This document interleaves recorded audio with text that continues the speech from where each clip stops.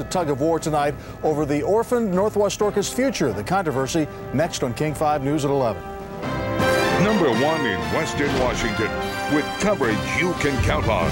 Broadcasting in HD TV from Digital Studio A. King 5 News at 11. A tug of war over an orphaned orca. I'm Deborah Feldman, live in West Seattle tonight. Experts and amateurs met to discuss this whale's future. I'll have the details next. You're watching King 5 News at 11 with Margaret Larson, Dennis Bounds, Jeff Renner's First Alert Weather, and Paul Sylvie's Sports.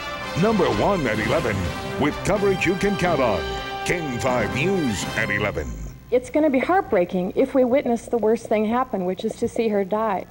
A dilemma swirls around the orphan swimming in western Washington waters. A battle came to a head tonight over the whale named Springer, but nicknamed Little Orphan Annie. What should be done with the orca calf swimming alone off Vashon Island? King 5's Deborah Feldman is live in West Seattle with this debate tonight. Deborah. Certainly a topic that has a lot of people very concerned. Tonight, more than 100 people gathered here in West Seattle to hear what experts have observed when they've watched the whale the past couple days and to discuss her future.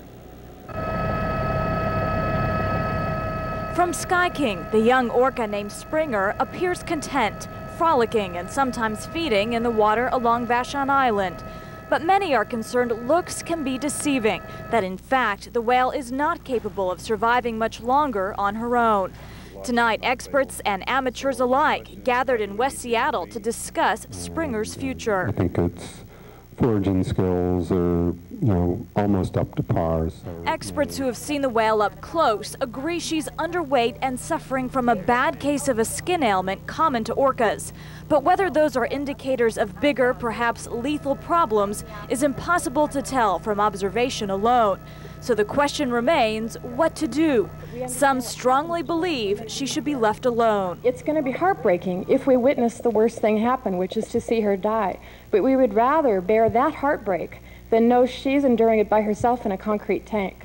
Others say the only responsible option is to intervene, whether it's putting her in a sea pen or confining her to an aquarium, perhaps long term. I think that the sea pen, is not just a dead-end street. The sea pen could also be a transport to Canada.